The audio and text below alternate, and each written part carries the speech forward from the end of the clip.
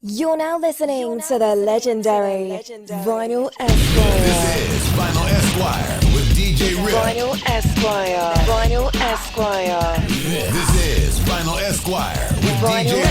Esquire. Lonzo, producer of the groove, grandmaster of the show.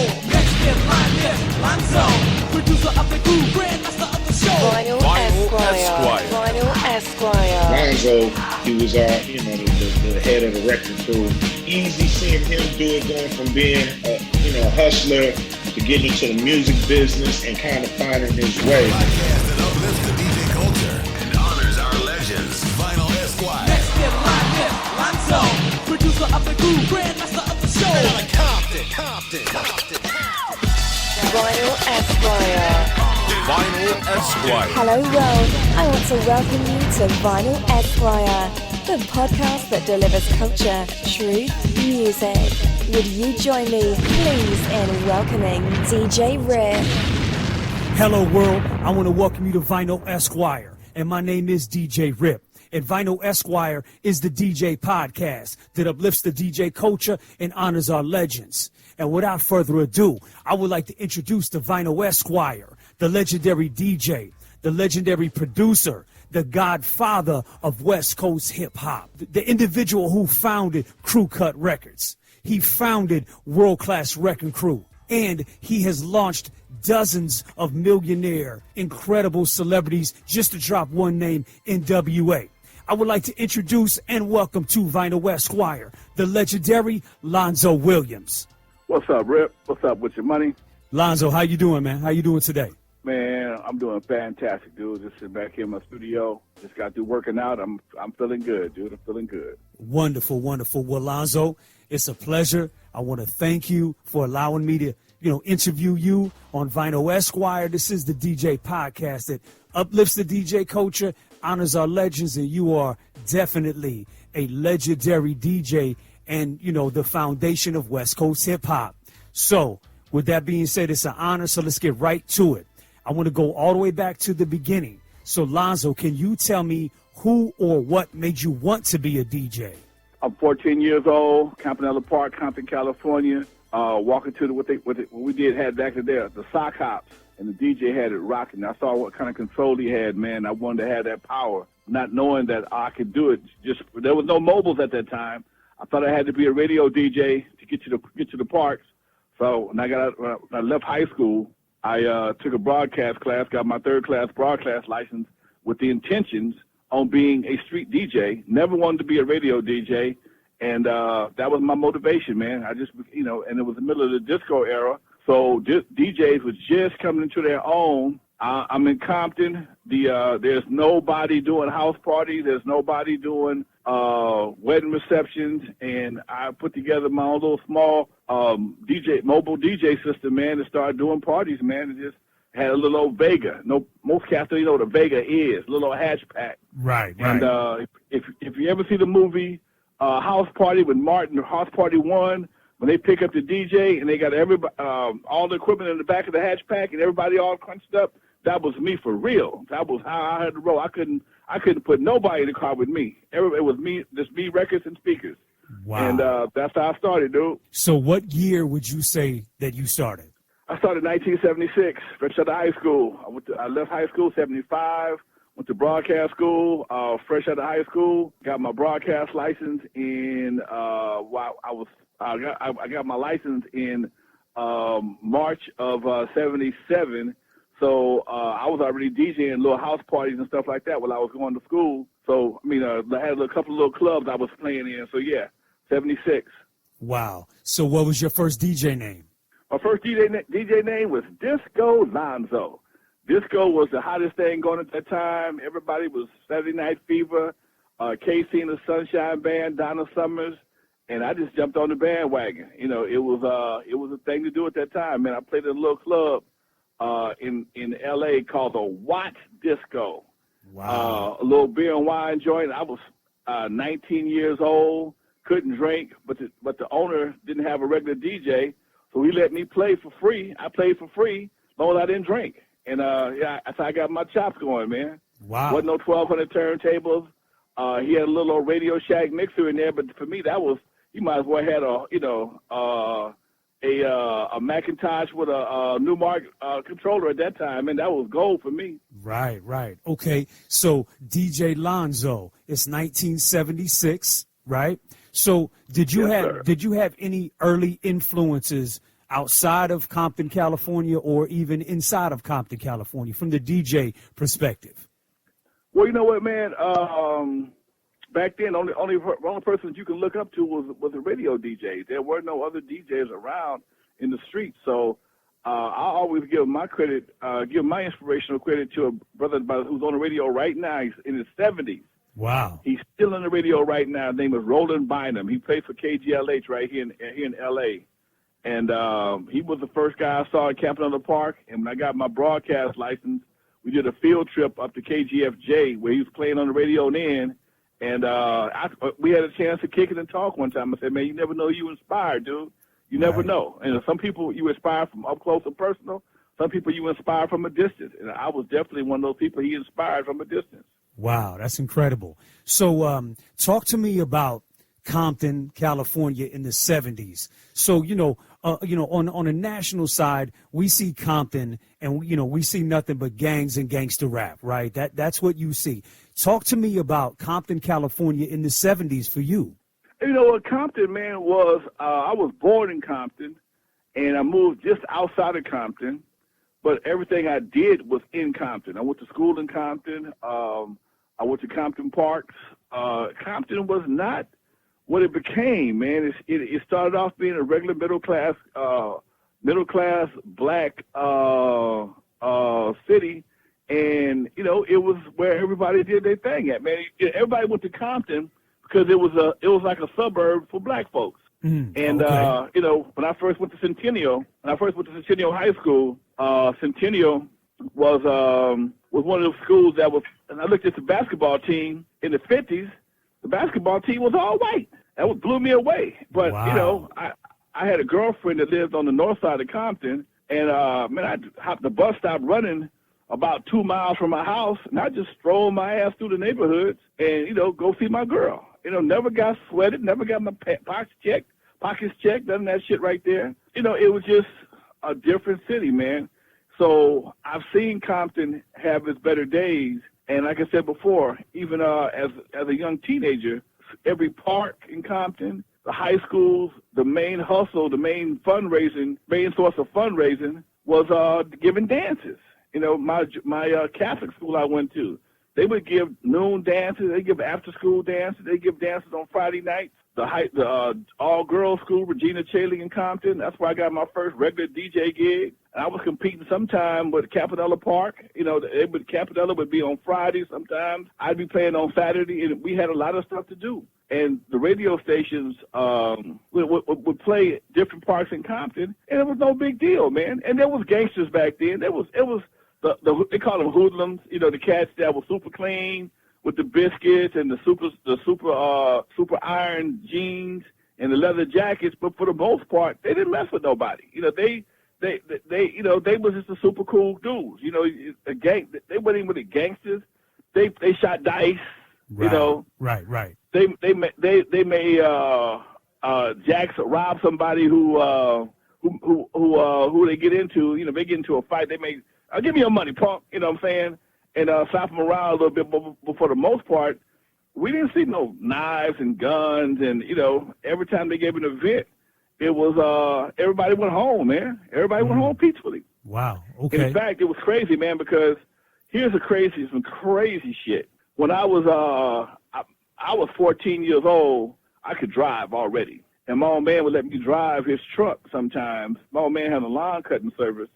I would drive his truck with lawnmowers on it to the party and park around the corner because I would be embarrassed to be pulling up in the lawnmower truck. Right. But the hoodlums know either I got dropped off and my dad was coming to pick me up, or I drove. Okay, either way, they could get a ride home. They'd walk to the party. They wanted to ride home. Niggas have been dancing and stuff all night long, so they wanted to ride home. And man, how you get up here? Oh man, I walked. You lying. Oh man, I drove.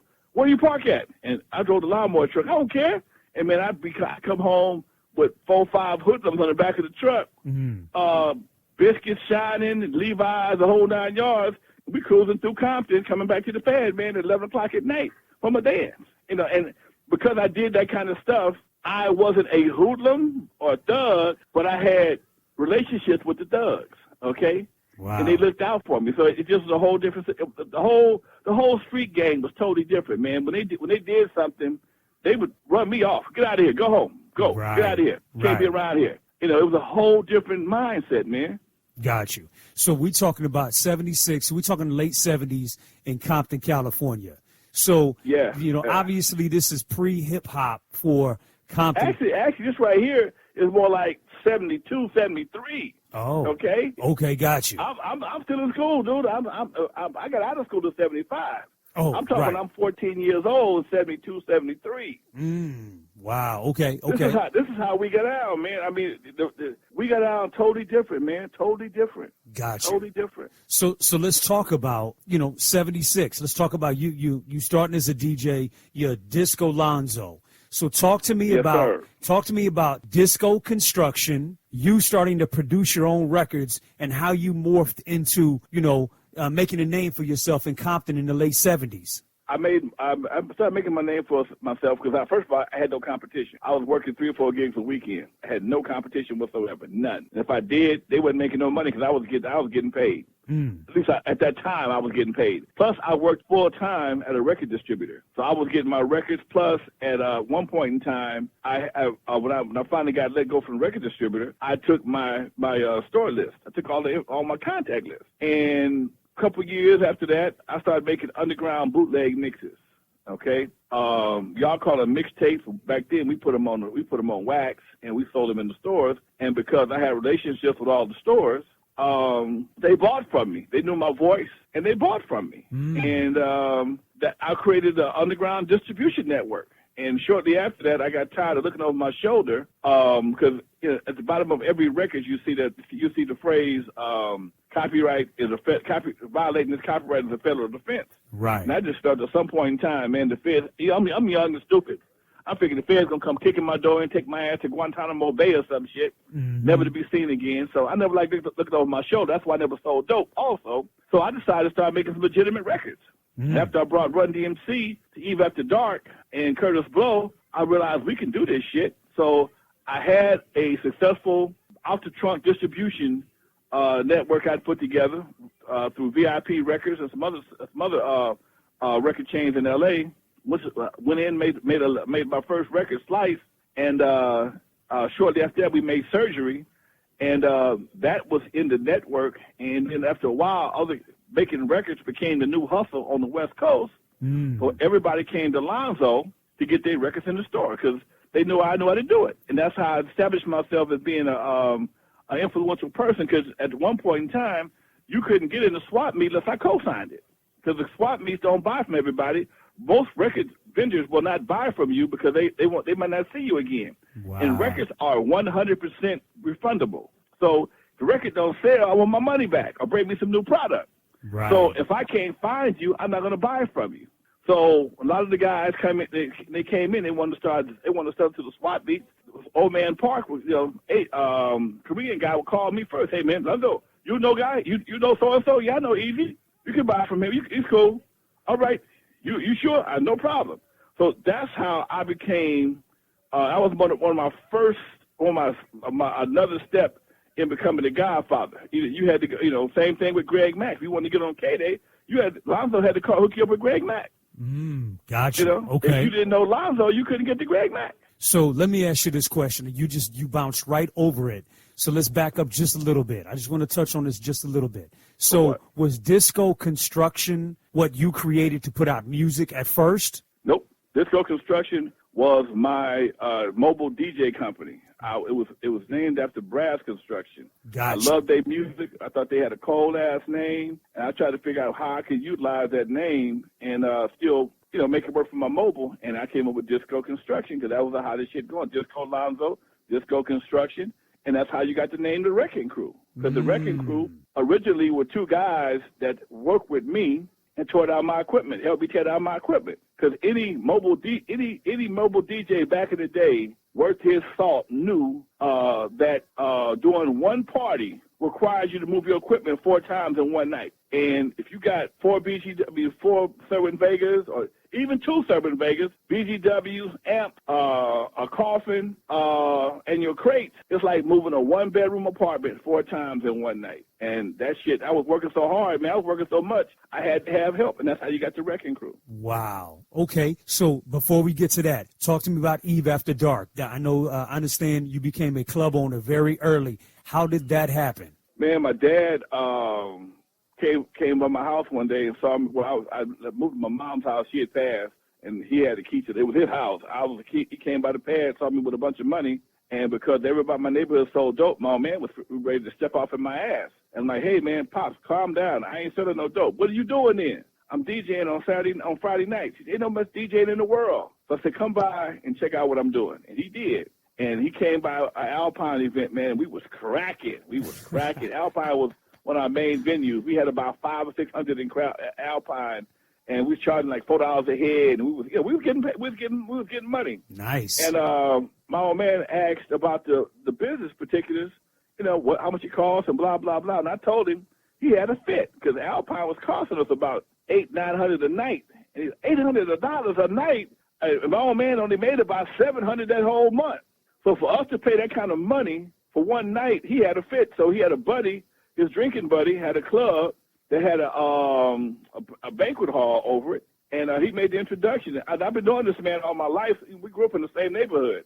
And my old man took me up to him and said, hey, man, my son got something going real good. You might want to give him a shot. And although they cut the deal, I was solely responsible for everything involved. I was responsible for the production, the rent payment. And my old man verbally co-signed. He didn't spend no money. Okay? Right. And at 22 years old, I became I was a resident DJ and the proprietor of my own club. Something I didn't realize until somebody told me this shit. I'm like, damn, I was a bad motherfucker. Well, I mean, again, I don't know many 20-year-old, 22-year-old club owners and DJing, and all of these things. And so what year are we talking about now at this point? 1979. We opened up we opened up June 22nd, 1979, Eve After Dark, 2 weeks after my 22nd birthday. That's incredible. Okay, so now I missed 40 years at that club about 3 months last year. I retired in March of 2019. Wow, that is amazing. Okay, let's walk through this. So now, 79, we're about to go into 1980, right? Okay, so you own your own club, Eve After Dark, you're DJing. Now, I feel like I know the answer, but I want to hear from you. Tell me how hip-hop really came to L.A. How did it really happen? You said that you were bringing Run DMC and Curtis Blow. Is that how L.A. got hip-hop? Talk to me about hip-hop hitting L.A. We got hip-hop in the form of records first. First hip-hop record I remember hearing was Curtis Blow Christmas Rap. I was in a record pool called the R&B Disco Truth, and the brother who owned the record pool, who ran the record pool, he was a record promoter for a couple of the big labels. He's an independent record promoter, and he worked for a couple of the big labels. So he brought us all the records, and that was like 77, and I think 77, 78 when Curtis Blow first came out. Then the album came out, and then they dropped Sugar Hill Gang. Right. That would have been about 79. Go ahead. About 79, yep. And my group, World Class Wrecking Crew, went in to do. We actually had an engineer cut us a track using Rock, Skate, Roll, Bounce to do our own record. But because we didn't know nothing about clearances, none of that, we never put the record out. And it was a good record, 15 minutes of us rapping just like Sugar Hill Gang, but we never put it out. I still got that tape right to this fucking day. But here's the crazy part. None of the guys as Wrecking Crew are on that tape. So this was early Wrecking Crew.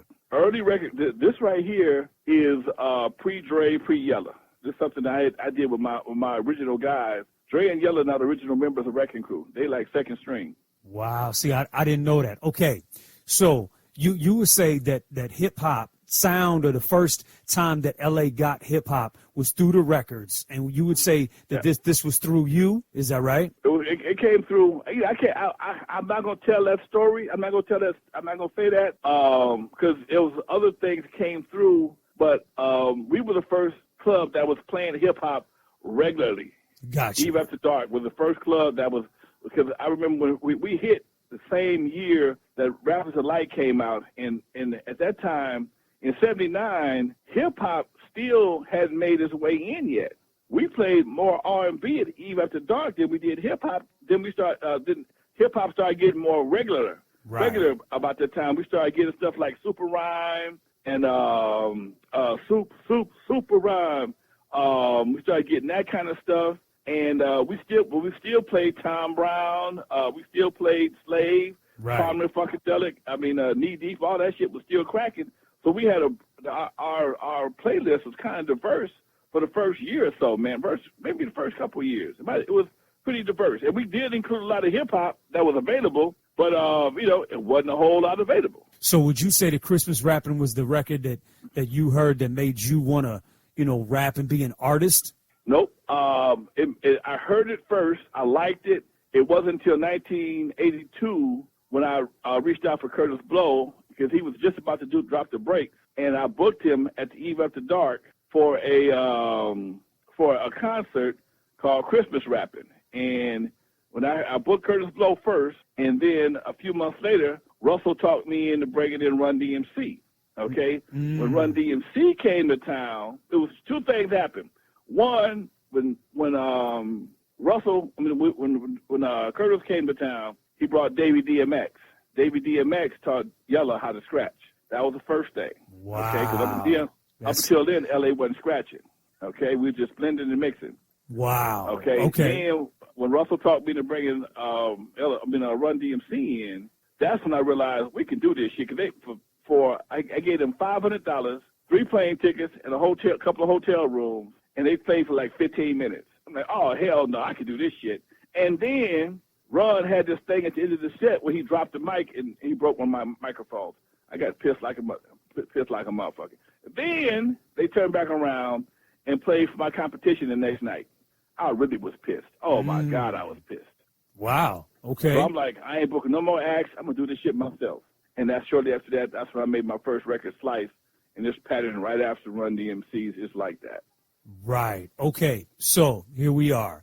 Go ahead and talk to me now about the real beginnings of the World Class Wrecking Crew, because it sounds like it's all happening now. 79, 80, 81, 82, you're bringing hip-hop artists to L.A., the club, Eve After Dark. You're a DJ. So talk to me about the real start of the World Class Wrecking Crew. I brought in Yella. I met Yella. He was hanging posters. He was snatching posters for me. The promoter. Back in the day, snatching posters was a major thing. Our posters was our main source of advertising. So he was a poster bounty hunter for me. Later became a DJ. Shortly after that, I met a clientele in a rap contest I gave at Eve After Dark. He was so articulate and had the crowd rocking so hard, I put him on the squad. And then about a year or so later, Dre came along. I think I was doing either Run DMC, one of the concerts. Dre heard about the shit and made it a point to come to the club. And like I tell everybody, I say the same thing. I don't know how it happened, but he ended up on my turntables, which was a no-no. I don't know how he got up there. I don't know whether he paid somebody, somebody was slipping or what. But I looked up. He was doing his signature mix, Planet Rock, with a break beat, and the whole crowd was mystified on first what they was listening to and trying to figure out how they was going to dance to it. Because do I dance to the slow beat, the Mr. Postman, or do I dance to the fast beat of the break record? Right. And, they was dancing, like I said in that Defiant ones, they was dancing confused. Yeah. And, that was shortly after that. I put him on. Wow. Okay. So you had mentioned before that there was a pre-Wrecking Crew, and you made, your own version of Rapper's Delight. So who was in the pre-Wrecking Crew versus who was in the Wrecking Crew that the world knows? The pre-Wrecking Crew was a brother named Ron out of New York. a guy named Billy T out of Sacramento, my boy Dr. Rock from around the corner over in Compton, and Unknown DJ. Got you. He was my right-hand man at E After Dark. Another legendary DJ. Yes, sir. The Unknown DJ, responsible for Techno Hop, 6 in the Morning, King T, and so many others. Compton's Most Wanted, right? Compton's Most Wanted, exactly. Amazing. Sorry, go ahead. So yeah, those are the guys we put on the record, and we had a good time with it, man. But we just didn't know the process of this is before the bootlegs, so we didn't know how to make the records.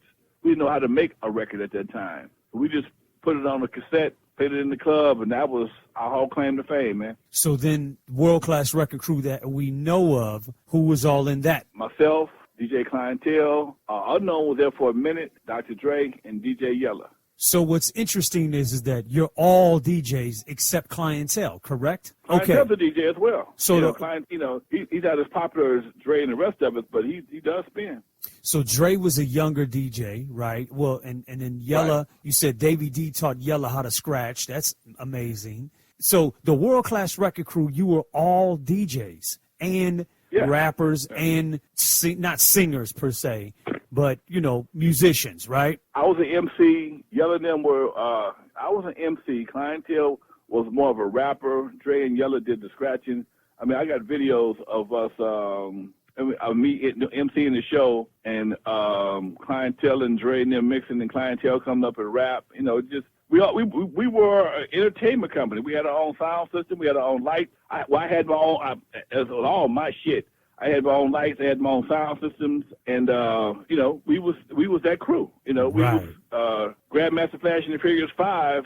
With our own equipment, shit. Okay, so now, you had mentioned to it before. Okay, so now you have the world-class wrecking crew. You're Lonzo. You have your own artist. You have your own group now. And it's obviously the baddest group in Compton and in Los Angeles at the time. And you launched Crew Cut Records to put out your own music. So with Crew Cut, I mean, this was always very amazing to me for L.A. All of you, when I say all of you, you had Dream Team Records. You had Techno Hop. You had Empire Records, right? And then you had Crew Cut. So you had Egyptian Lover, DJ Unknown, LA Dream Team, and I'm sure that there's more. And then yourself, you're all putting out your own independent records. So talk to me about the whole concept of you putting out your own music and creating Crew Cut Records to put out the world-class wrecking crew's music. Well, when hip-hop first hit, man, nobody checking for us in L.A. at all. I mean, I initially started knocking on doors, and I did my bootleg records in the early days, and couldn't get no love on that. And by this time, I got the network, I got the knowledge on how to make records. I know how to go to the studio, but would nobody give us no record deals? And I don't wait for nobody. I make shit happen, and I spend my claim to fame. I don't talk about it. I'm all about it. So I started making my own records, and the records started selling faster than I could afford to pay for them. Because the guy I was dealing with he was a cash and carry company. He didn't have billing. Right. So it just made it hard for me to keep up with the demand. And shortly after that, we started going to Macola. And but because nobody was checking for us, our sound was so different, man. And we wouldn't run DMC. And at that time, the only high-energy, only high-energy group I could think of at that time was Grandmaster Flash and the Furious 5 with The Message. And by us being all DJs, our shit was all about partying. Right. It was all about, get that rock on, get rocking the crowd, because that's what we were known to do. Egyptian Lover, DJ, Unknown DJ. And we knew because of the playing in the clubs and the dances that the high energy music was where it was at for us, and it's just like, I was telling somebody the other day, most people don't realize that disco high energy, it died because it got associated with homosexuality for the most part. Right. Okay. Right. Then it came back as techno funk. Okay. And then it got knocked off by gangster rap, but then it came back again as EDM. Okay. Yeah. So I mean, it never goes nowhere. It just gets reinvented, because when you go to the club, you want some energy, man. You don't want to go to sleep on those. You don't want to sit there and just no slow ass shit. Your shit too slow. Put everybody to sleep.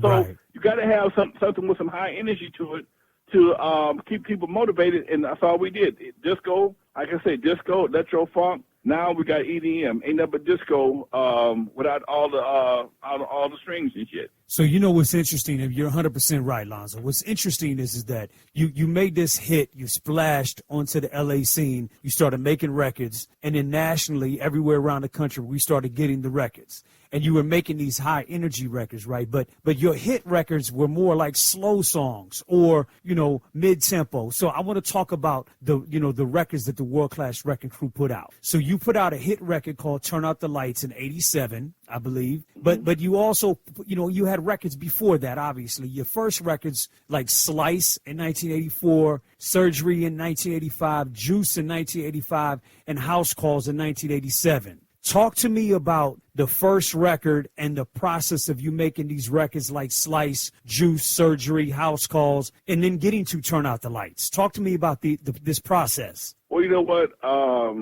We made Slice. Clientele laid Slice down in one take.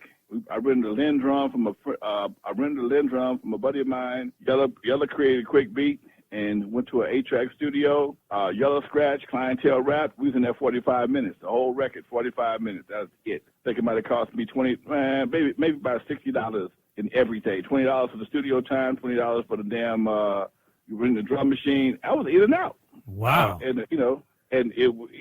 Cause clientele that kind of rapper. He's one of them cats. If he got it, he got it. Emphasis and everything, inflections, everything. And he went in there and did one of his raps right quick, freestyle, and I liked it. We liked it. Let's go. But then used to hang around, and then that sold okay.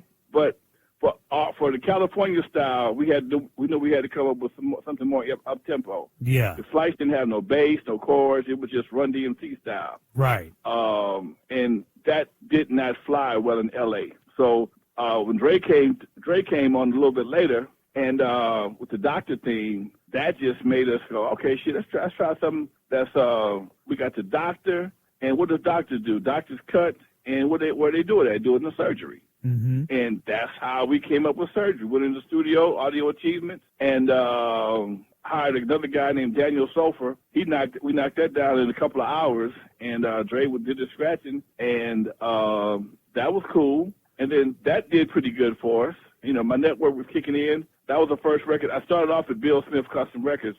Then we had to move it to McCullough because McCullough was, he was giving us billing on the manufacturing. Right. And then went back to do Slice. Juice. Because by this time, Eve After Dark, we was moving from the Eve. We was doing more things at Dudos now. And Dudos we was getting people from all over the city. All the schools was coming to support Dudos. Fremont, Compton, Centennial. That's why in the song we added all those schools in the song to show them some love. Right. And, okay. Then shortly after that, I decided I'm gonna be the first one to make an album on the West Coast. You got to understand, there's a hidden competition that we haven't touched on, and it was a competition between this Wrecking Crew and Uncle Jam's Army. Okay. Egyptian Lover was a part of Uncle Jam's Army. Yes. Talk to me about it. He had dropped Egypt. We all gave dances. Me and Roger, the guy who started Uncle Jam's Army, we started off together giving dances, and I was his DJ, and he was a promoter, and then we split up. I got Eve After Dark, and then I kept doing dances while I had the Eve After Dark, and we became business rivals because I offered him a partnership in Eve After Dark. He turned it down. Then he became my direct competition, and which was cool for us at that time because it gave us somebody to fight with, Right. And Egypt had dropped Egypt, which was a monster record. So we got to drop an album. Fuck it, we got to do an album. So we went in the studio. We cut an album after we did the 12 inches of Juice and Surgery. We wouldn't cut an album to beat them. We had to do an album before they. We had to be the first West Coast group to do an album. That's what we did. I had the money from the club, and I'm like, fuck it, let's do this. And that's what we did. And on that album, people always overlooked this was one record that got us more airplay, more gigs, and anything outside of Turn Off the Lights, and that was Lovers. Lovers was on. Turn Off the Lights was a copy of Lovers. Right. Lovers was the four guys and the girl with Mona Lisa, and that record set up Turn Off the Light. And shortly after that, we got picked up by CBS. Then we got dropped by CBS, and I came back with House Calls and also the CIA project, Crew in Action. Okay, so let's break it down just a little bit. The debut album was called World Class. Is that right? Yes, sir. Okay. And so that was independent, if I'm not mistaken. So Macola, yes. Yes, crew cut, distributed by Macola, right? So there was also another record titled World Class that I thought was incredible as well. So you put out these songs, Slice, Juice, Surgery, and you're testing the waters and trying to come with that hit record. And then you have Lovers. So why do you, well, first off, the image of World Class Wrecking Crew it's for men, but it's more sexy, and it's kind of like you're dressing like R&B singers, right? What was the concept behind the style and the image of World Class Wrecking Crew, and why do you think the slow songs became the hits? Well, you got to remember now, man. We started doing our thing in 1980. We started doing records in 83. Okay. Right. Wasn't no West Coast rap groups. Period. Okay. And in order for us to get gigs, we had to look like the R&B groups.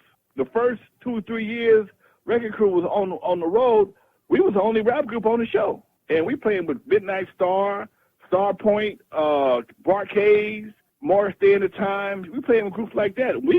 You can't go out there with tennis shoes holding your nuts. Okay. Right. Gotcha. And that's why and then they also had, again, because even the R&B groups, they also had, all of them always had a slow song. And we was like an R&B rap group, okay? And that was our extra hook. We gave people a chance to slow down. Even after dark, as DJs, we knew people had to had to catch their breath, okay? Right. We knew people had to, at some point in time, you got to rest a little bit, okay?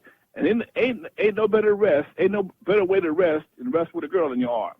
Right. And that's why we slowed it down and gave the people a chance to, to catch their breath and get their back on. And that's how you got songs like Lovers and Turn Off the Lights and Love Letter and, the various slow songs that we did, Well, the interesting thing is that no one ever breaks it down like that. All they ever do is criticize the makeup and the way y'all dressed and all of those things. But in all actuality, you were just doing what you had to do to fit in at the time. You know what? I tell them all. I said, you know what? One thing about that makeup and Jerry curls, I washed all that shit off. Try and wash out some of these goddamn tattoos y'all put on your faces. Okay. Well, okay. Try and wash out these goddamn tattoos. Okay. Yeah. But at one point in time, all these twists, they're gonna be on the goddamn pillow, man. They're gonna be on the pillow. Okay. Right. You couldn't tell me back in 1985 that my Jerry curl wasn't the flyest shit in the world, because everybody had one. Right, and it's no doubt about it, because I'm originally from the Midwest, and that's how everybody was dressing and acting and looking, right? So, but even in the early 80s in New York, you still had all of the New Yorkers with either braids, some had curls, but they all dressed like R&B or punk rockers, right? So it's kind of like you were just coming out of an era that made y'all dress like that. It's never broken down like that. They just criticize y'all because then later on the music got more hardcore, no question. You know what? But they just right here though, man. What you never hear is, no disrespect, but Grandmaster Flash the Furious 5, the brothers were wearing feathers. Okay, they had Indian hairdressers and shit. Okay, right. I'm gonna tell you what the difference is. The difference is that nobody from Grandmaster Flash and the Furious 5 ever tried to flip up their image in the middle of the stream. They was always Grandmaster Flash and the Furious 5.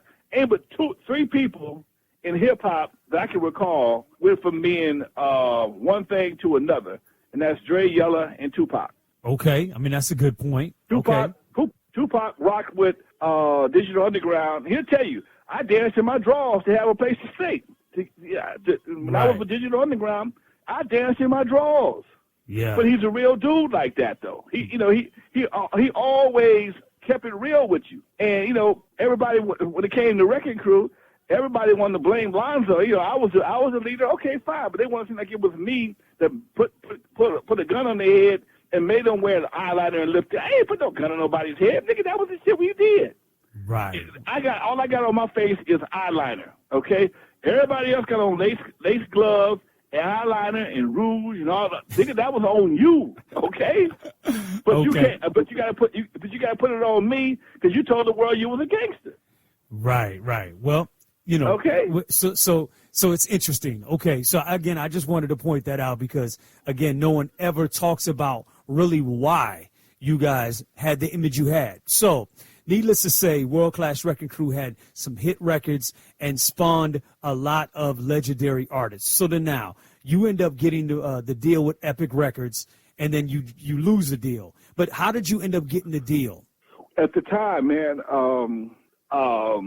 hip hop had finally caught the ear of majors, and Macola was the breeding ground for everything West Coast hip hop. And it's the craziest shit in the world. I never saw this guy again. I ain't seen him in 30, 40 years, but they sent a headhunter out. And the headhunter jammed up, got to me, Russ Parr, Arabian Prince, because at that time he was an independent artist, and Rudy from the Dream Team. And told him that if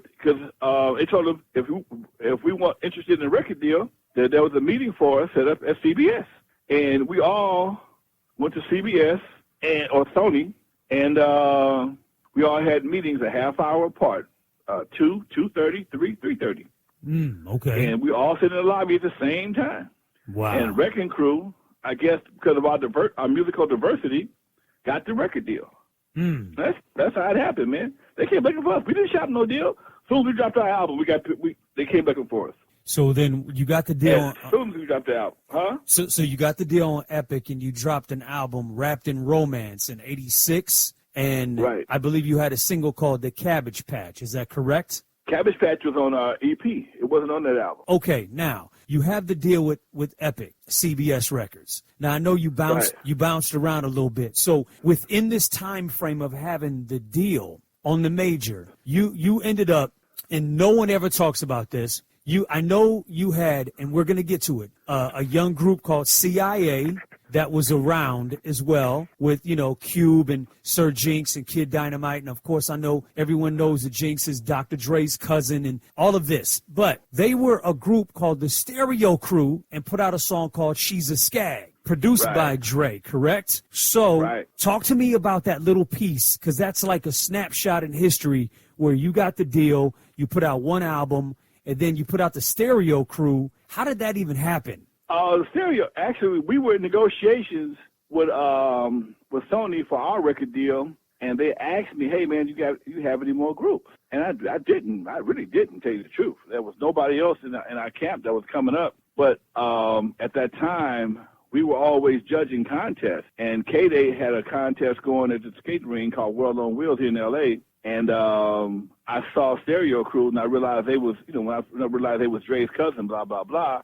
And they took, like, second place or something like that. I said, don't worry about it.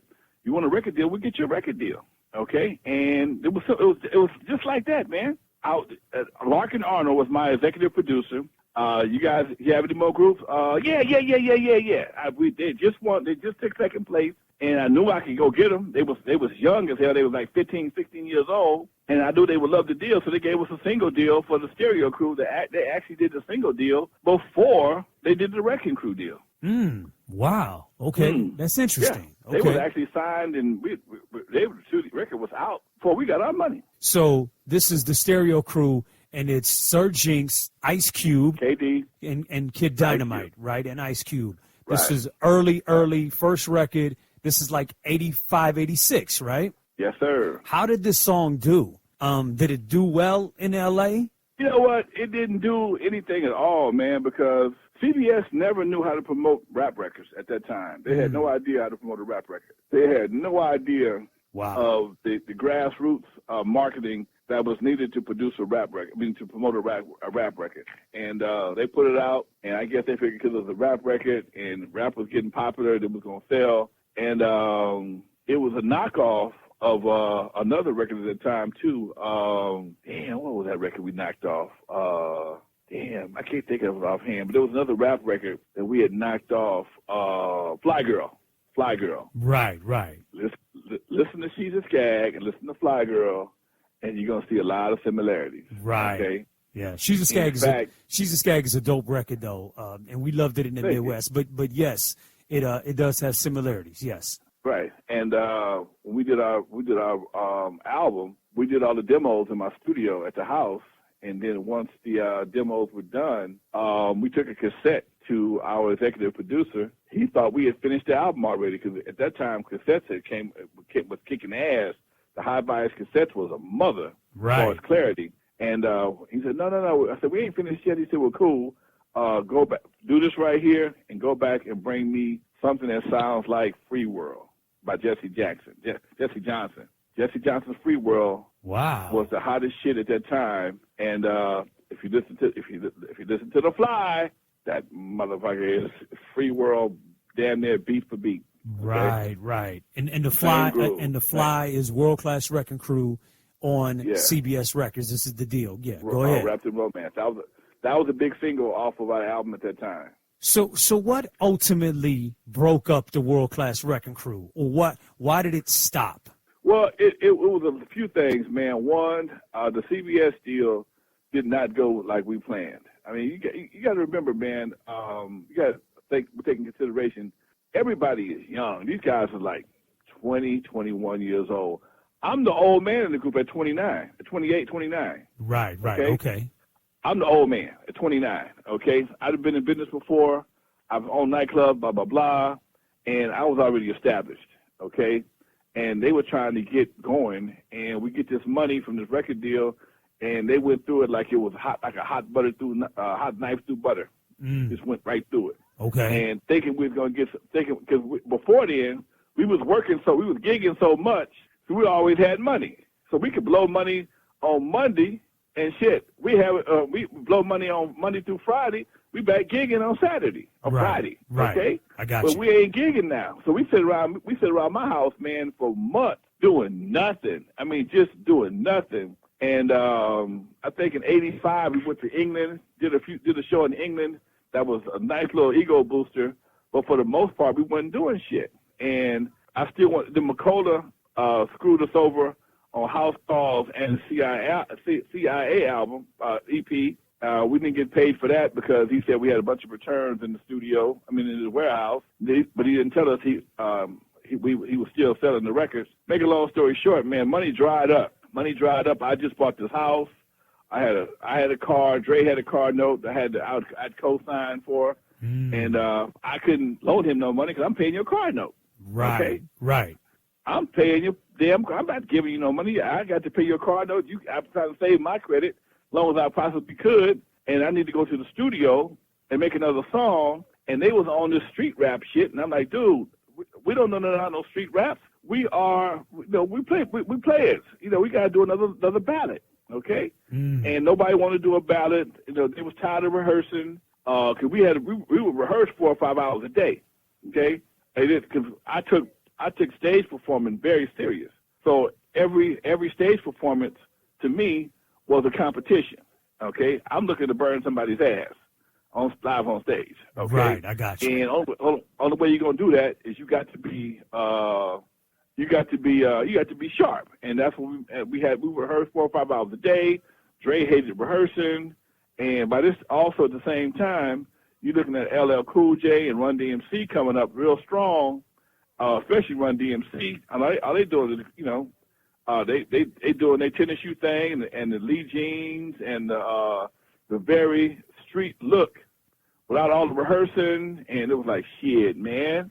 They saw something coming, and like I said, I ain't mad at them, but that wasn't Wrecking Crew, okay? Right. That wasn't Wrecking Crew. And Eazy was around here with his he was in Dre's ear.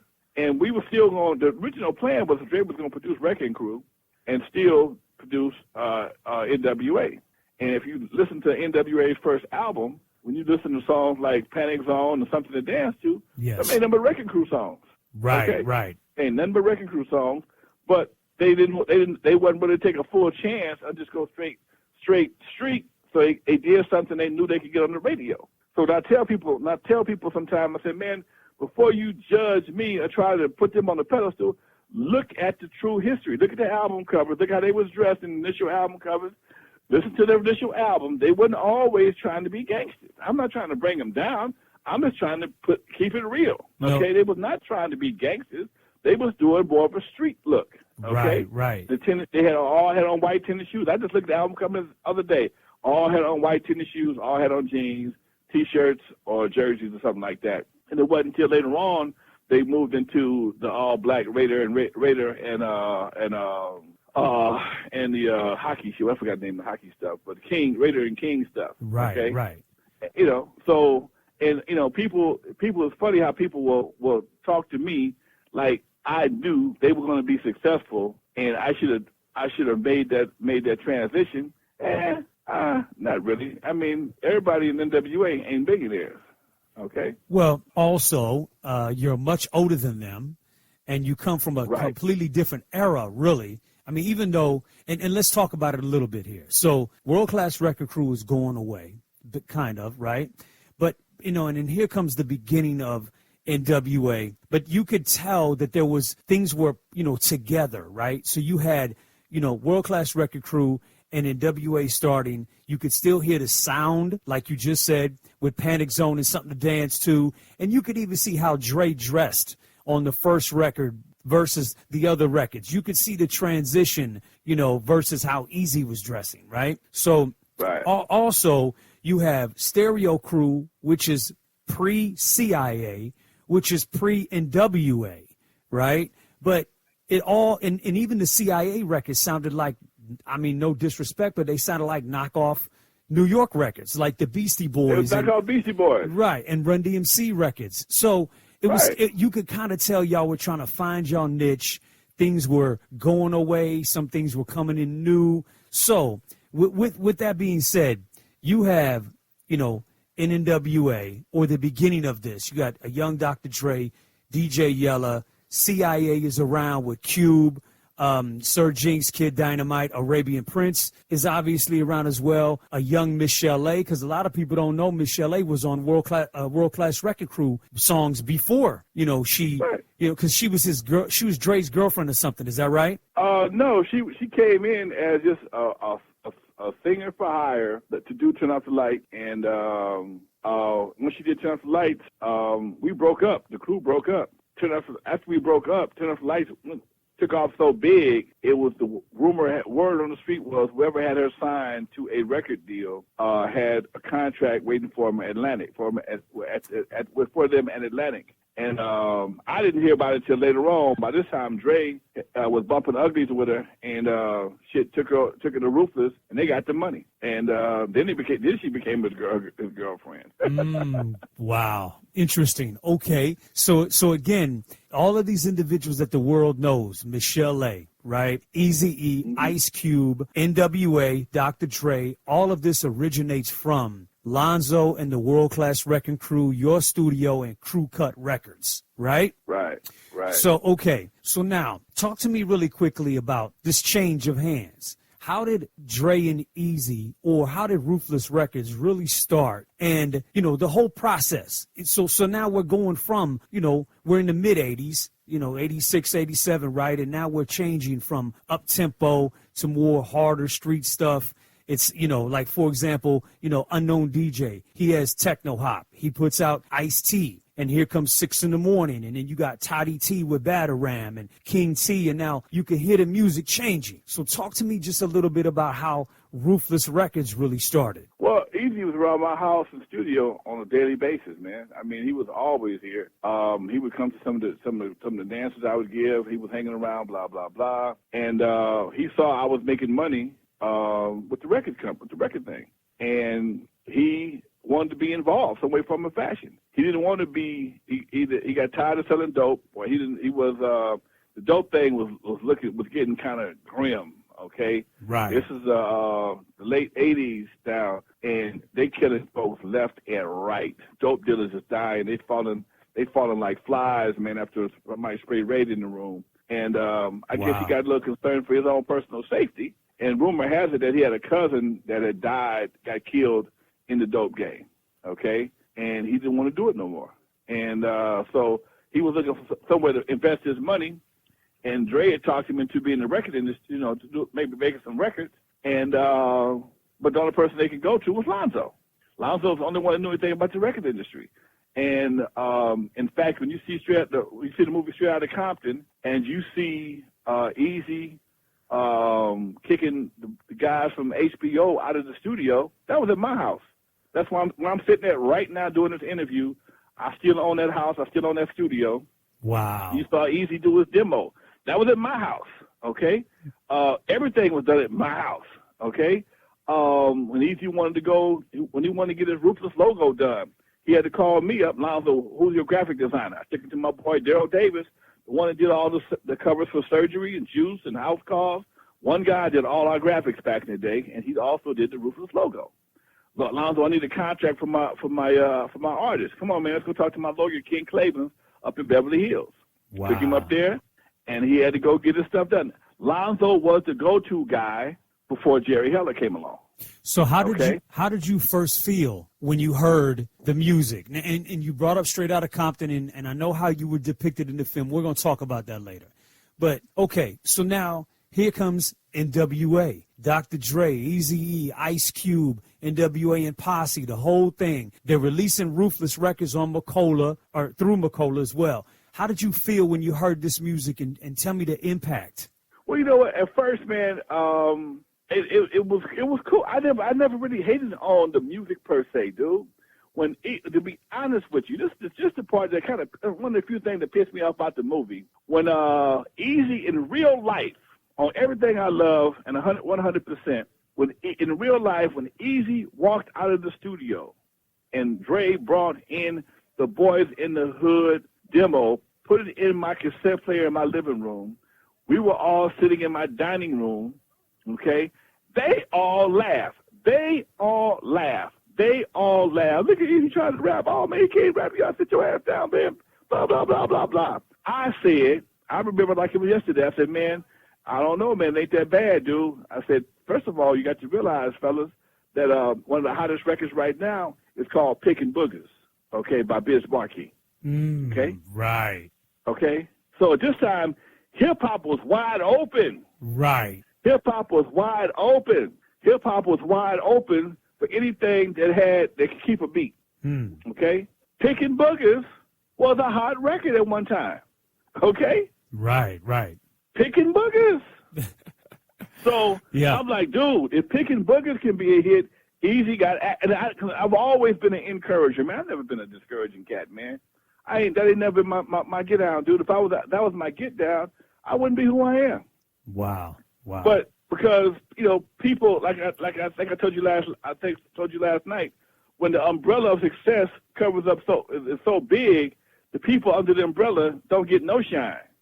Okay. Right. When one man's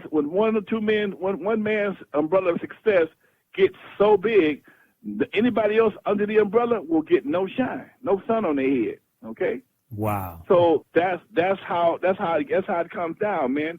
And then the man with the hold of the umbrella, he can say what he wants to because everybody gonna believe him. So what changed for you once? I mean, again, you were there. They recorded these records in your studio, and half of the members are old group members that you were in a group with. So when NWA hit and Boys in the Hood, 8 Ball, when these records finally hit, what happened? How did you transition, and where were you at how did this go down for you? Well, here's the crazy part. They couldn't hit without me. They didn't know nobody.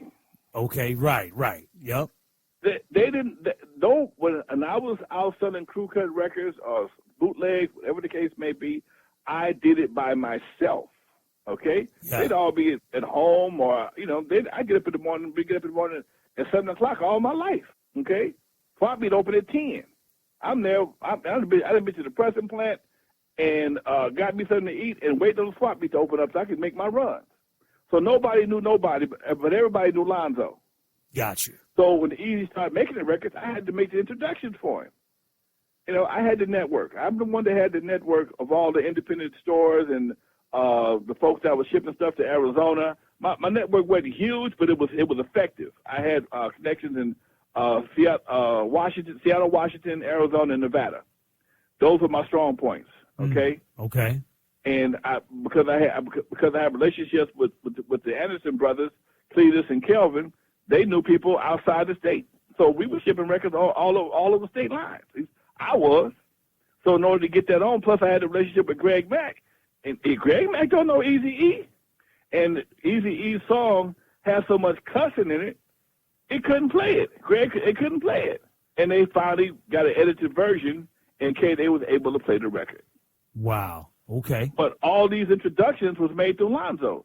I mean, Steve Yano from the Rodeo Swap Meet.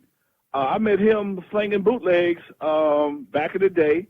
And at first I thought he was an Asian Fed or something. Like, oh hell no, I ain't never seen no Asian dude selling no records, no place.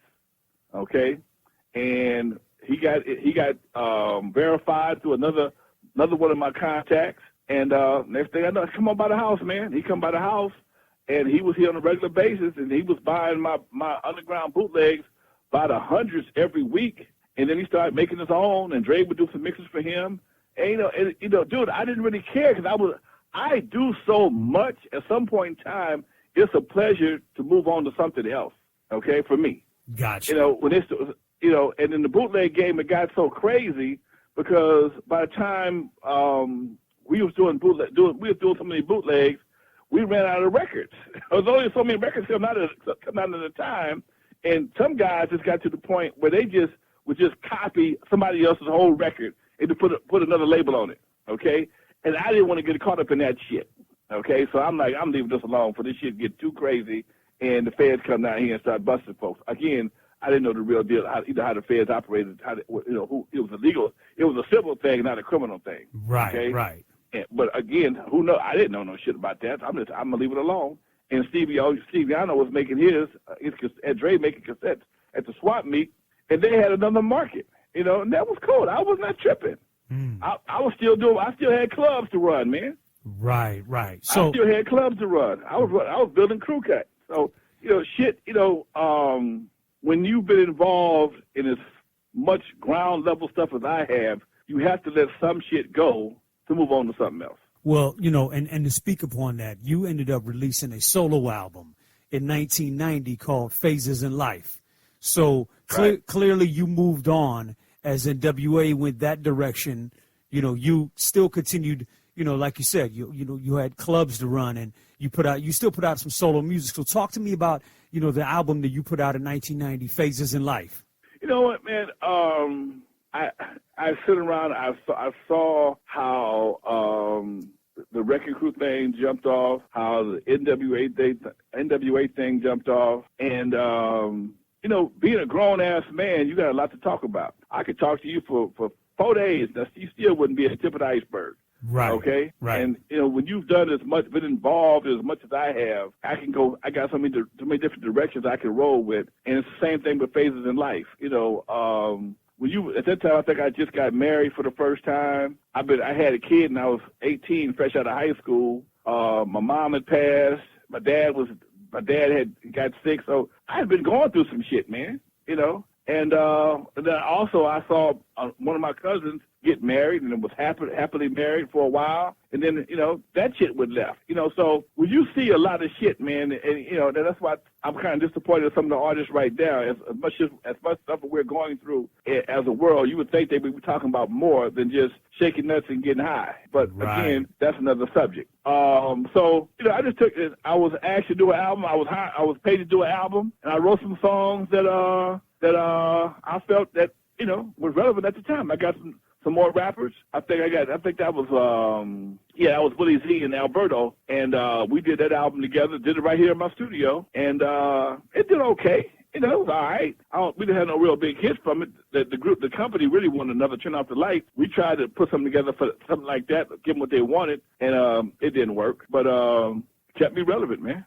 Got you. So Lonzo, you're coined the godfather of West Coast hip hop, and you started as a DJ in the 70s. You became a club owner, multiple clubs, label owner, a producer, manager. You were a member of an incredible group in the 80s called the World Class Wrecking Crew. You're responsible for, careers like Dr. Dre and Cube and Eazy and NWA, Michelle A, and so many more. What kept you busy in the 90s all the way up until now?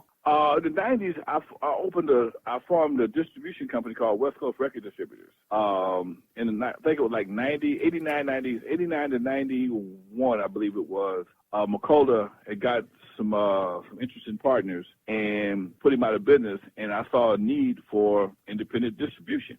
And I formed a company called West Coast Record Distributors with unknown DJ, Rudy from the Dream Team, and Egyptian Lover.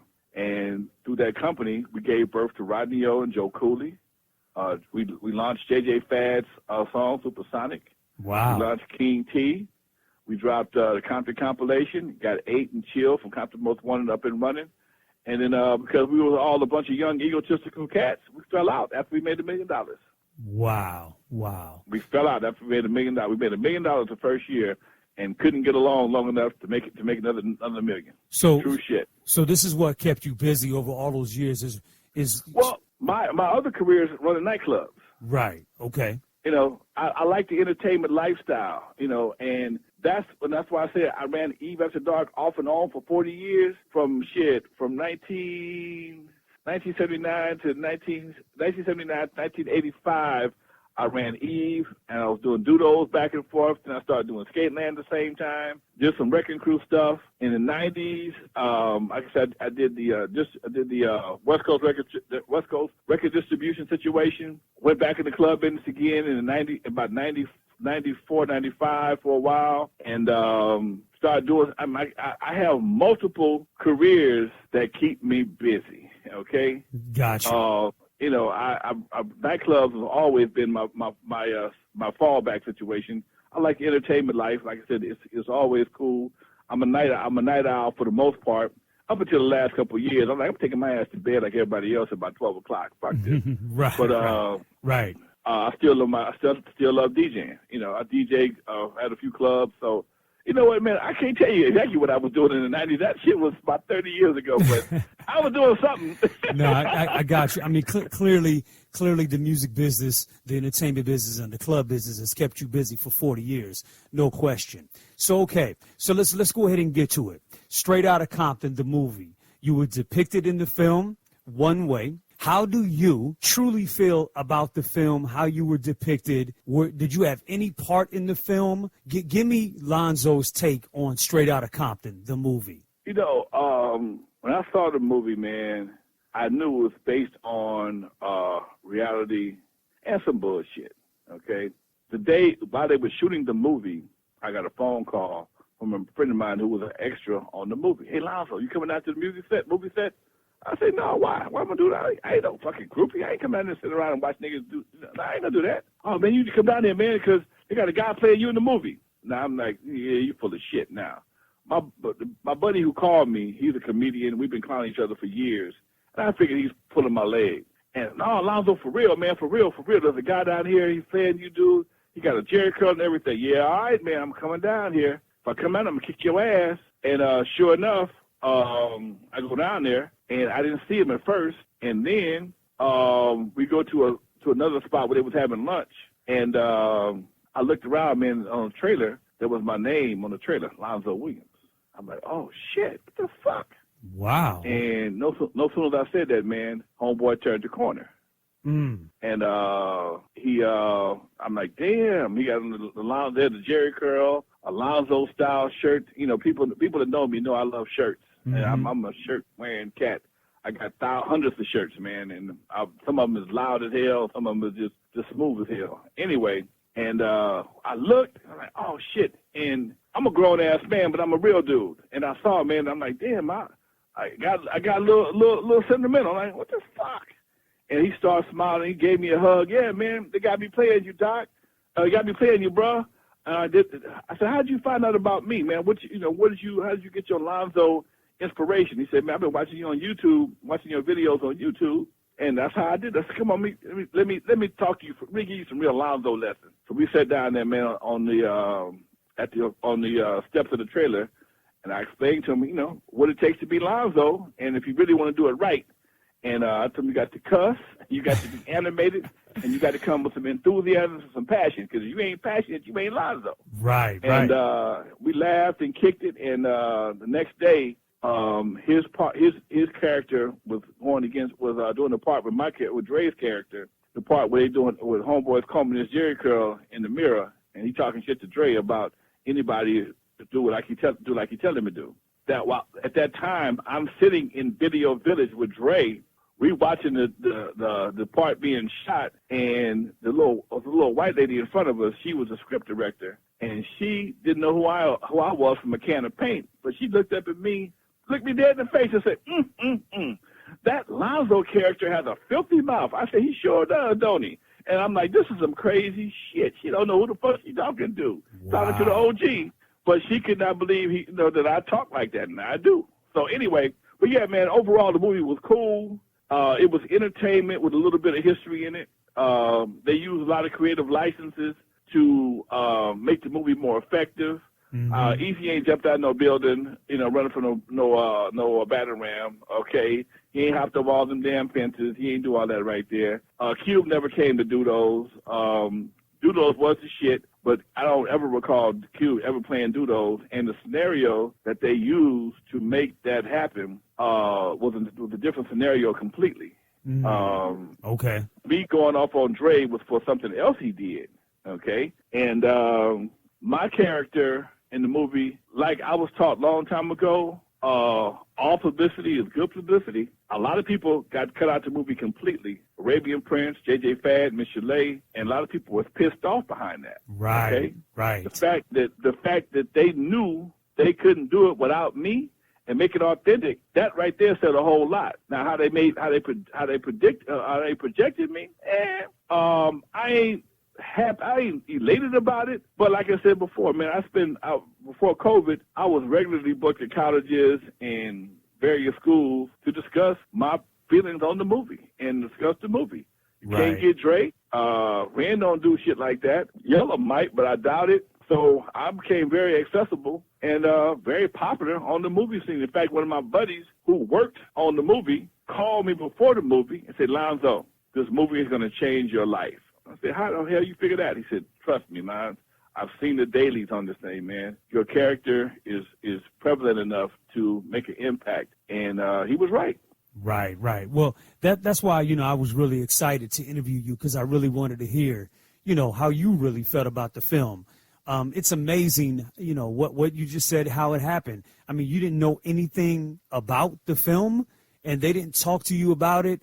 And then you find out about it from a phone call. You go to the set. I mean, that's just amazing. So what were you in? I mean, did you get anything financially from the film? Did they ask you any permission, anything? You had no involvement until you went down there and checked it out. Is that right? I had no involvement whatsoever. No, I was not a consultant. I did what I did to make sure my character was represented to the best of my ability. Right. What I did do, though, is a true player style. I finished my book, to make sure I had something to sell after this situation was launched. And I've been writing a book for about 5 years. And, again, going back to Uncle Jam's Army, with the two of us, me and Roger, had been competing for damn near 30 years. We was, at the next level was who's gonna write a book first. And like I said, I don't wait on people, man. I make shit happen. Fuck it, give me a pen and a paper. And I found me a person that would transcribe my verbal notes for a reasonable price, and I was doing that every week. Wow. And then one day I got a phone call, homeboy died. Yeah. When he died, I was no reason to write the book. Wow. And ain't nobody to compete against no more. Yeah. Okay? So the book was sitting around. I had about 200 pages, and when I found out I heard they was doing the biopic for them, I got back on the book again. And so I completed the book shortly after the movie came out. It's called NWA, Not Without Alonzo, available on Amazon. Wow. And that's available now, yes? Available right now. Yes, it is. NWA, Not Without Alonzo, available on Amazon. Wow, that is amazing. I'm gonna have to go get the book. I'm sure it's a great read. So, what's your relationship now with them? With Dre, Cube, any of them? What is your relationship now? After I did the Fighting Ones with Dre, he and I connected for a while, and he was doing a television show called Vital Signs, and he had cast me to be in the Vital Signs to play one of his mental issues.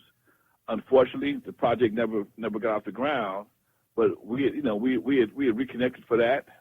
Cube and I, we communicate more now than we ever have before, man. We do a lot of texting. Cube don't do a lot of phone talking. We do a lot of texting back and forth, and I notice as Cube does more interviews, I get more props from Cube. Okay, got you. I get a lot of props from Cube, and it's really I really appreciate that because he's the only one that mentions me. Okay, as much as I've done for everybody, he's the only one that mentions me. Okay, right. When he got his Walk of Fame a couple of years ago in Hollywood, hey man, I want to thank Lonzo for letting us hang in this house, man. Bunch of badass kids, and he made sure I was there. Right. Right. He just did he did a piece a couple of months ago with Dr. Boyce Watkins on his podcast. Boyce asked him who was his inspirations to be the kind of guy that he became. Right. First person came out of his mouth was Lonzo. I watched guys put their own money up and do what they had to do to make it happen. And Lonzo Williams was one of the first guys I met that I saw do that. Then I met John Singleton and other guys that was doing for the movie business. But to have a guy like that constantly spitting words or spitting your name constantly falling out of his mouth, it says a whole lot. But also, man, after doing that, and here's something that I had to reposition my thinking terms when it came to Ice Cube as well. I got to say this because this is something that's very important to me. For a while, I clowned all of them because they were never gangsters. Mm-hmm. I clowned all of them. I know them like the back of my hand. You ain't, no, it ain't gonna happen. But when it came to being a real gangster in the true meaning of a gangster, see, people think gangsters run around shooting up neighborhoods and beefing with people. No. Gangsters make shit happen. Right. Okay. Whether it's in the construction business, whether it's in the waste disposal business, they get contracts, they make things happen, okay? Yes. The biggest gangsters in the world wear suits and ties every day, Mm-hmm. and most of them you vote for, keeping it 100, Right. okay? Some of your biggest gangsters is running the country right now, okay? Mm-hmm. They ain't shoot nobody. They got everybody else ready to shoot everybody else, but they ain't gonna shoot nobody, okay? When I thought about Cube's career, and I watched Cube, and I really watched him around the time of this contract with Black America. Yes. And I noticed Cube has a pattern that is phenomenal, man. He ain't afraid. He ain't no punk. He may not claim no sets in the hood, but the brother, when he saw shit wasn't going right with NWA, I don't care how hot y'all are, I'm out. Okay? Yeah, absolutely. Left NWA when they was at their peak. A lot of the cats wouldn't have did that. Right. Okay?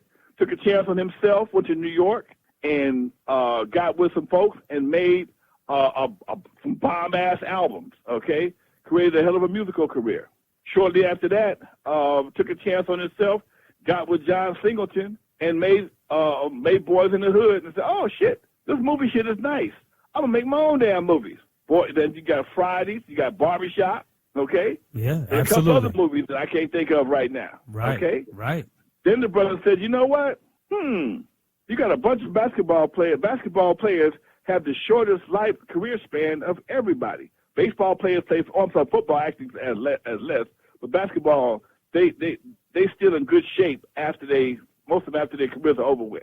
I'm gonna get into the sports game and create a 3-on-3 basketball league. Yes. These cats can't play 48 minutes. They can play 30. They can play half court 3-on-3. That shit is jumping off and becoming very successful. And when I saw him catching hell a few months ago about the contract with Black America, I realized, you know what? People are full of shit, okay? Yeah. People are full of shit because this brother stepped out on his own and got with people, allegedly, like Dr. Claude Anderson, to help him put together something that could benefit black folks for generations to come, okay? Some of this stuff, some of the things in the contract can get cops off your ass today, but also can help you build generational wealth, all right? Yeah.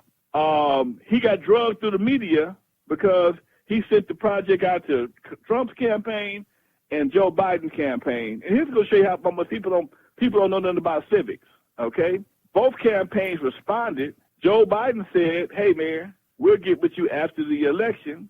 And Trump people just pulled some bullshit out their ass to make it seem like he was supporting Trump. Cuba never said he was supporting Trump, okay? Right. Meanwhile, black media and other media alike is kind of dragging them through the mud. Are you out here supporting Trump, blah, blah, blah, blah, blah. You wanted the 1%. And no, I didn't say I was supporting Trump. I never said that, okay? Right. But then a lot of so-called intellectuals, well, who is he to bring something like this, speaking for black folks? Who is he for represent? He don't represent me. He's an artist. Well, you know what? This is the part that pisses me off with black people. When artists don't do anything, so-and-so ought to do this, so-and-so ought to do that, but when somebody does do something, you mad because he didn't do it your way, okay? He need to go talk to the NAACP or somebody like that. Why? Right. Why? Why you got to ask for permission to do something that's good for somebody, okay? Why you got to, who will give him permission? That's the problem we have right now in Black America. Black America, the brand of Black America is being represented by trap rappers right now. Ain't nobody saying shit. Absolutely. Ain't nobody saying shit. You got brothers that's dying in the Midwest like it's nobody's business. Ain't nobody saying shit. In fact, all they say is, oh, that's part of the game. Or they give you some kind of clinical excuse why brothers kill brothers the way they do. That's some bullshit.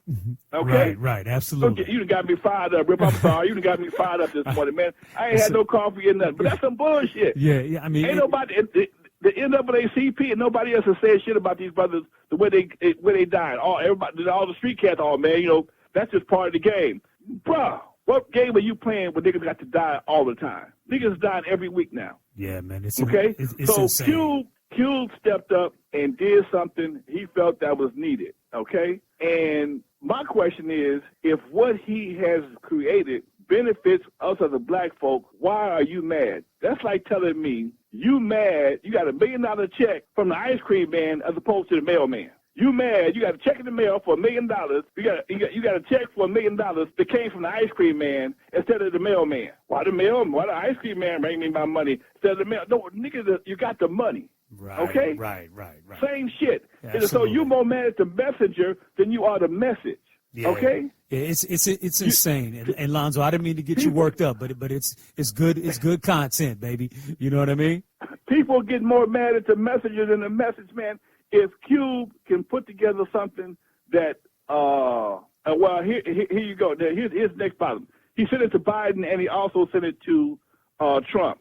Biden can't do shit unless he wins. Sending it to Biden don't mean shit. That's correct. Okay? Unless he wins. Which is obviously why they told him wait till after the election. You know what I mean? Okay? Because ain't nothing we can do about it. But media twist that shit up, then everybody else retwist it. Oh, Cube was a Trump supporter. He never said that. Right. Cube Absolutely. said, I listened to every interview he did or most of the interviews he did on that. He said, man, I never said that. I said, the person who tweeted that out about Cube stepping up and being blah, blah, blah, blah, blah, I don't know who that is, man. I have no idea who that is. I have no idea. I never met the person. Right. Okay? Right. I think that one of Donald Trump's son-in-laws or somebody reached out, but there was no real conversation. But this person tweeted out on behalf of Donald Trump, thank you, Ice Cube, for blah, blah. He knew that was going to come. He knew Ice Cube ain't stupid. Right. Ice Cube is far from stupid. He knew that was going to come. But I tell you what, now he's also being recognized as a community activist, as an organizer. Absolutely. Okay? Absolutely. And Cube, So he didn't gangster his way into politics. Right.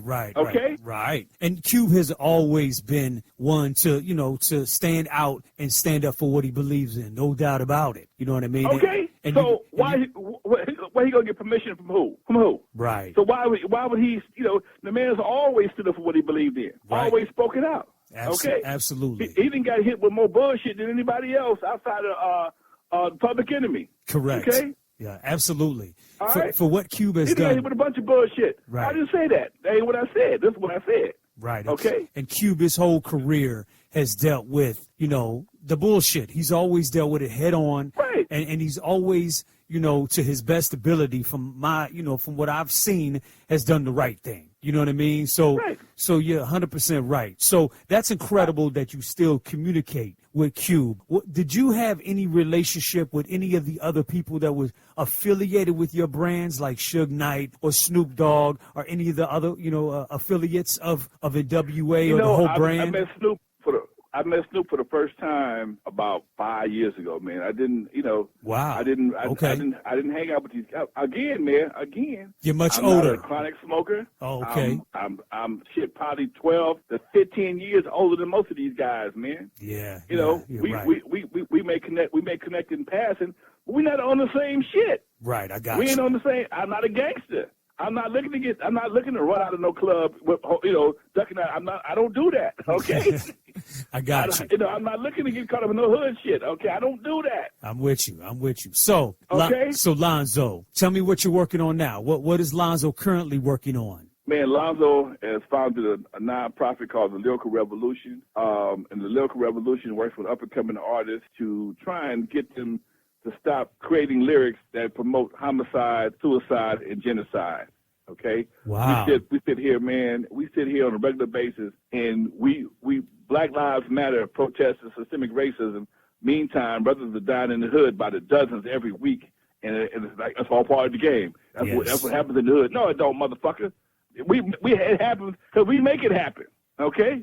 And one of the things that my nonprofit is promoting right now is a program called Hood Peace, because Hood Lives Matter. Yes. It's a T-shirt. It's a T-shirt campaign. It's a marketing campaign, man. Hood Peace is a marketing campaign promoted by the Lyrical Revolution, and you'll see it in the next sooner or later as a multimedia musical PSAs. Cats don't understand, man, that all this gangster shit you are talking about. When you have a fight, is one thing.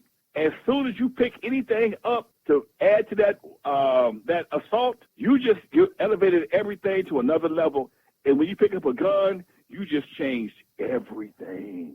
Correct. You just changed everything. And dude, I've seen so many cats that thought they was fighting for some real shit or getting into a situation, and then you go back and you ask him, man, what was y'all fighting about?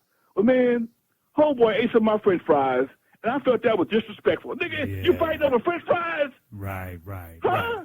Right. And this is the kind of shit, man, that niggas is going to jail for, niggas is dying for. So how can you tell the world Black Lives Matter until they get to the neighborhood, which I think is the biggest bullshit in the world. Wow. So how can people support and get more information on this, this movement and this nonprofit? Go to lyricalrevolution.org. Right now we have T-shirts.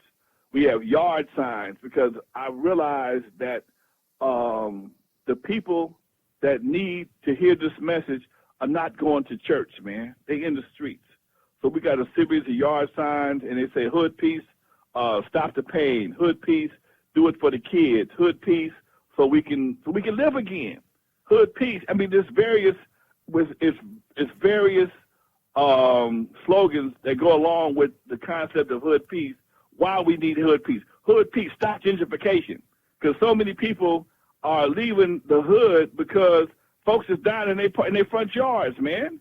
People is dying, and people are getting shot in people's front yards, and people are dying, and your whole family is traumatized on some bullshit because somebody shot somebody, he died in your driveway. I personally, man, I'm a personal victim of that same scenario. One of my clubs, a dude got shot. The guy that shot him never came in my building, but it was a fight jumping off in the parking lot, and this guy saw one of his homies in the fight. He ran up, shot the dude, and took off running again. But guess what? They sued the shit out of my black ass. They sued the shit out of me. Gotcha. Okay? Wow. And it cost me $100,000 just to stay in my house and give the family some money. But the part that was more fucked up than anything, Rip, was the fact I had to sit in court for 6 days, man, and look at this young man's pictures and shit of his prom picture and his girlfriend and his mamas and shit. And if I'd have gave him everything I had, man, if I could have brought the kid back, but I can't. But he died over bullshit. Wow. That's sad. He died over bullshit. Right. So when you get hit like that, I got hit from another angle, man. I got hit from another angle. People, a lot of people have lost their loved ones, man, and that's some fucked up shit. I can't imagine the pain you go through. But have to sit there and somebody had to prove to you how much this kid was loved. Meanwhile, because of all this love, you got to come out your pocket for all the money you can possibly muster up to help us financially fill this gap. You got to fill this gap with finances, a gap of love with finances. Meanwhile, the brother of the guy was also found culpable. They can't get no money from him. Right. The guy who shot him, they caught him. He got 65 years to life.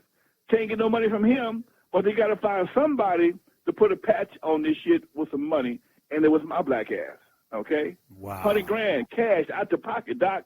Fucked me up for a long time. They're talking about some shit that happened in, that wasn't the 90s. That was the early 2000s. But yeah, that right there, I did that for a while, too. So when I'm sitting here as a grown-ass man and talk about my experiences, dude, I got both off-ramps and on-ramps in any highway, okay? What you want to talk about? I got experiences in it. Right. So I know what it is on both ends. On one end, to have to be sitting in court, like I said, and have a lawyer make you feel like you didn't have your shit together. Now, man, I didn't gave in real life, parties, I done gave 4,000 or 5,000 parties. 40 years, come on now. Right. I done gave 4,000 or 5,000 parties. I got one cat that got killed out of 5,000 parties. Wow. Okay? Wow. That's one. Yeah. One dude died, and it wasn't at the hands of my security guards. And the story was so crazy, the jury didn't believe this shit. He ran across the street and shot the man for no reason. Absolutely. Yes. Because his boys was having a fight, and he had an old rusty-ass gun. He wanted to make his balls with his hood, and he killed the kid.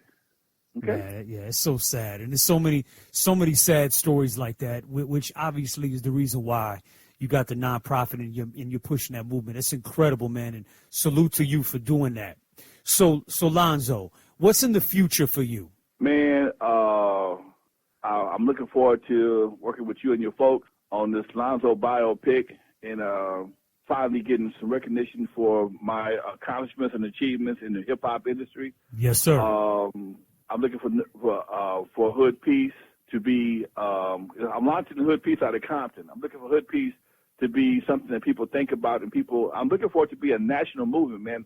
I'm already talking to the NAACP. We're trying to take this thing national, dude. We're trying to put it on people's mind on a national basis. I know we ain't going to stop everything, man, but we can damn sure put a dent in this shit, okay? Absolutely. Almost every time, once a week, I look at my feed, hip-hop rap artist died, shot in the head, shot and killed, so-and-so arrested, shot and killed, and then when you go back, when you rewind the damn story, they were sitting in somebody disrespected his mama, and he felt that he had to kill. Huh? Right.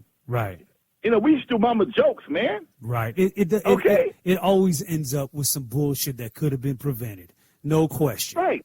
No question and about it. And then you got so many cats that love the gram so much, instead of them, like your boy, what's his name? The one that got killed a couple of weeks ago. You talking about King Von? King Von, his boy go and tell him, some homeboys over here, they got video of him whispering in the guy's ear.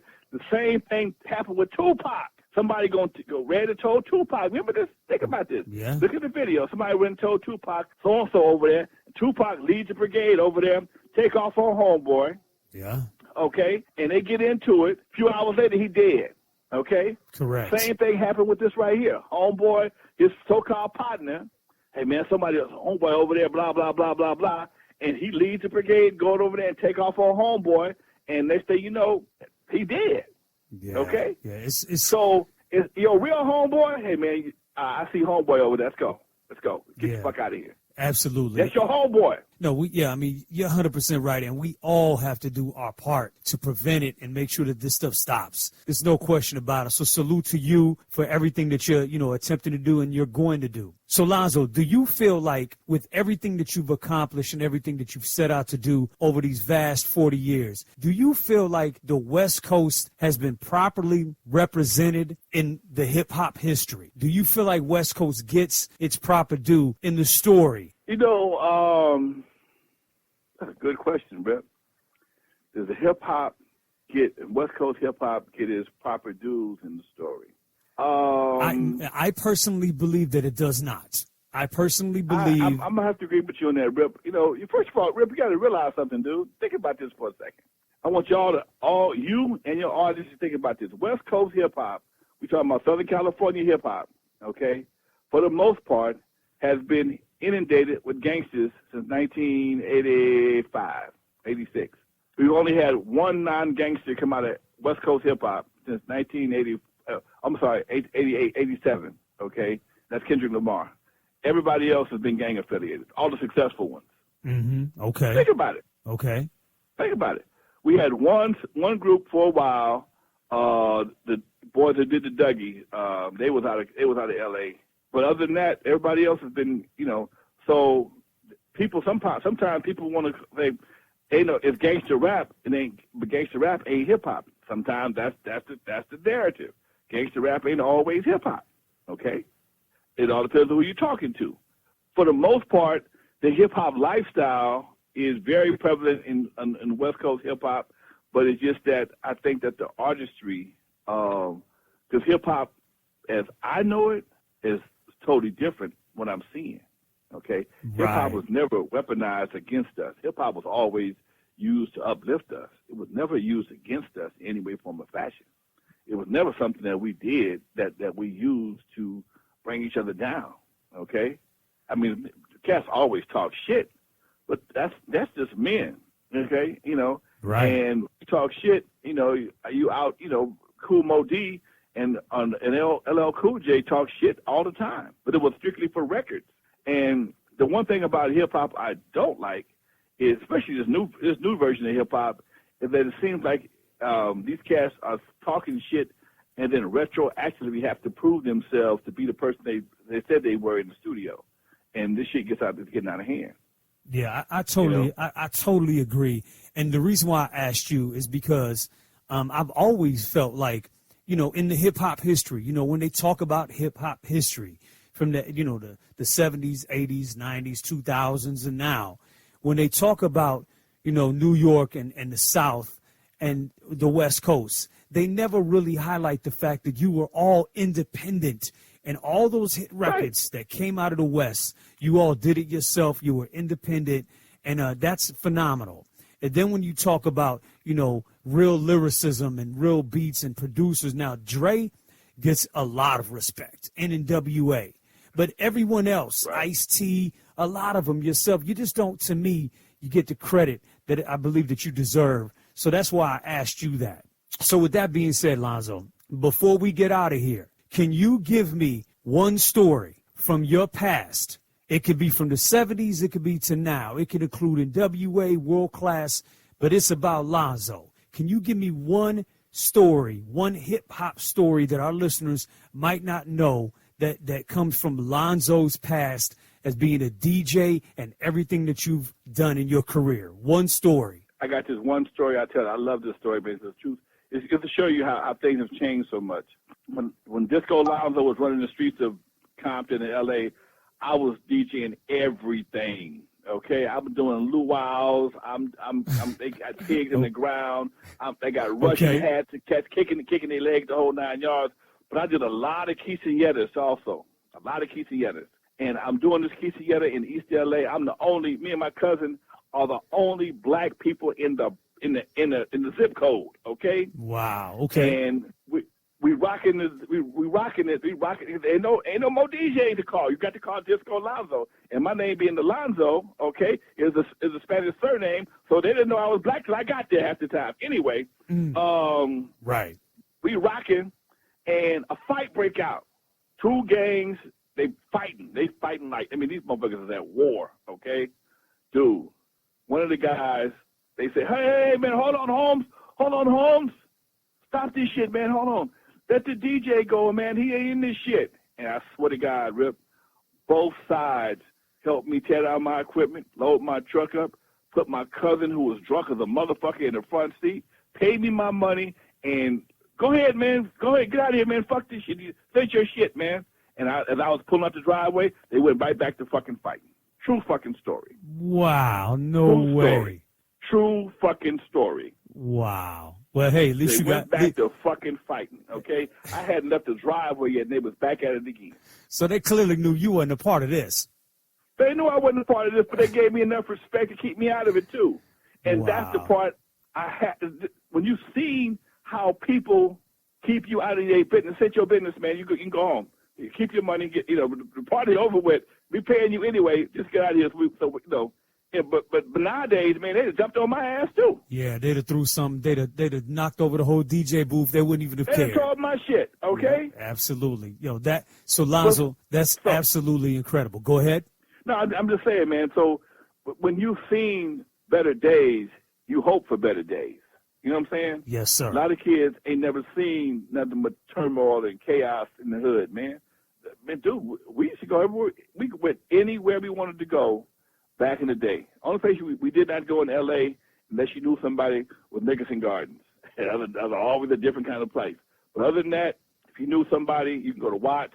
You just didn't go into the projects, okay? Right. But for the most part, you can go where you want to go. You go through Watts, Compton, L.A., Gardena. Most of the time, your biggest problem was not the people, it was more the police. Go out to Torrance, California and shit like that. The police would be on your ass more than anything. But it just is what it is, man. But like I say, Once you've seen better, you can hope for better. Absolutely. So Lonzo, how can our listeners continue to follow you? You can follow me on my YouTube channel, NWA Stories with Lonzo. I go live every Tuesday and Thursday. Tuesdays, I go live with my boy Arnold. He has a show called Dusty Vision, but he loves talking to me about old school hip hop. And on Thursdays, I do a reunion show for various groups. This week, tomorrow, I'm doing a reunion for all the LA promoters.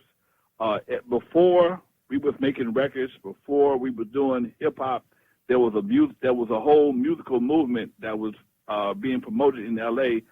Just like I told you earlier, where all the schools gave dances, where making your money, making your hustle was giving dances. And this is how the West Coast hip-hop movement started. We all were dance promoters. We all were DJs and dance promoters that eventually evolved into hip-hop. And I was a part of that era. Right. You're all promoters, throwing parties. You were all DJs. That's what's amazing. Dude, if the room couldn't hold 500 people, we didn't book it. So we putting 500 people in rooms at hotels and convention centers around L.A., and they're being booked by 22-year-old cats, man, 23-year-old dudes, man. Wow. The oldest man in the room might be 24, 25 at the most. Sometimes a couple of groups had an older brother that would book the room for him, but he would just book the room, and they would handle all the business. Yeah. And, everybody went home, man. Right. Everybody went home. So that's amazing. So what's your YouTube channel again? NWA Stories with Lonzo. Got you. And you do that every Tuesday? I got a podcast. Same thing I have a podcast saying the same thing on iTunes, on Spreaker. That's my main platform. But yeah, iTunes, Spotify, and a few other platforms. Great. What's your social media and a website? So you can find me on Real Lonzo NWA Instagram, and my website is LonzoWilliams.com, and social media, everything is Real Lonzo NWA, Twitter, Instagram, everything. Well, one more thing, I got to do this right here. My boy will have a fit. If you want to connect with me direct, text the word Lonzo to 424-363-8141. Text Lonzo, put Lonzo in the subject, to 424-363-8141. And we'll be directly next to you. I can hook you up with all my shit. Wow, that's phenomenal. And what's the nonprofit again? Nonprofit is lyricalrevolution.org. It's up and running. Lyricalrevolution.org. Man, it's amazing, and it has been a pleasure, an honor to talk to you, Lonzo. You are a legendary DJ. You're a legendary producer, songwriter, artist, launching world-class record crew in WA and dozens of other artists, club owner for 40 years. You are the godfather of West Coast hip-hop. I just want to thank you for allowing me to interview you on Vinyl Esquire. My name is DJ Rip, and Vinyl Esquire is the DJ podcast that uplifts the DJ culture and honors our legends. And you've now been listening to the legendary godfather of West Coast hip-hop, Lonzo Williams. Thank you, Rip. Thank you for your audience, man. Everybody, check me out when you get a chance to. NWA Stories with Lonzo on YouTube. Real Lonzo, NWA. Hello world, I want to welcome you to Vinyl Esquire, the podcast that delivers culture, truth, music.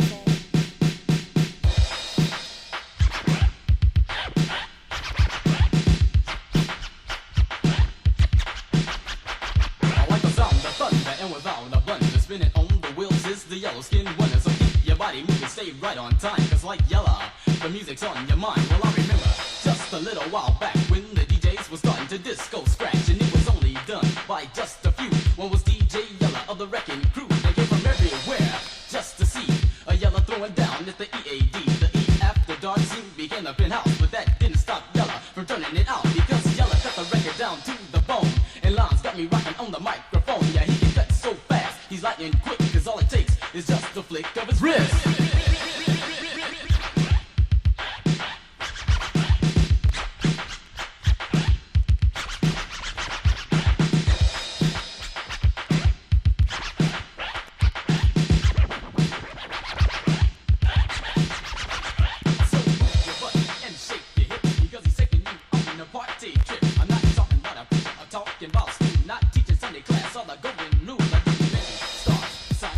Because I'm talking about the one that makes you swing your butt. Yellow master rocks, and he's calling the shot with the surefire mix to dance you out your socks. Yellow took a test to be the best. You see, he scored so high, he put down all the rest. The answer is clear, there's no question set.